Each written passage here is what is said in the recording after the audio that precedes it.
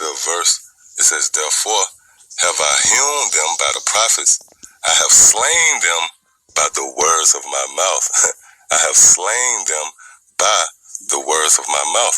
So the destruction of America, Babylon the Great, which would be an effort to take down the wicked, the so-called white man, Esau, is based upon biblical prophecy. That's why the Lord said, I have slain them by the words of my mouth.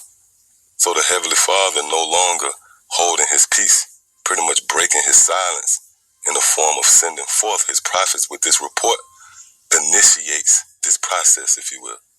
Again, it says, therefore have I hewn them by the prophets, I have slain them by the words of my mouth. See? And thy judgments are as the light that goeth forth. See that? So when you go back here again to the book of Isaiah, the 42nd chapter, and again, the 14th verse, it says, I have long time holding my peace. I have been still and refrained myself, so as long as the prophecies wasn't going forth. Pretty much Esau, his rulership was firmly established until the Lord sent forth a decree, for this man to be taken down. It says, now will I cry like a travailing woman. Now will I cry like a travailing woman. Now, this will be concerning right now. When the Lord said he would cry like a travailing woman, again, the Lord is crying out through his prophets.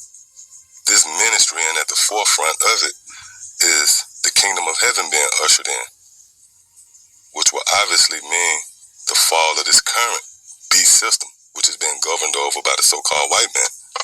So the Lord crying out like a travailing woman pretty much is the prophecies going forth. And the message, the glad tidings, is Israel, starting with the elect, would be delivered. That's why the Lord said he would cry out like a travailing woman. Remember, when you read the book of St. John, the 16th chapter, it speaks about that travailing woman crying out to be delivered. See?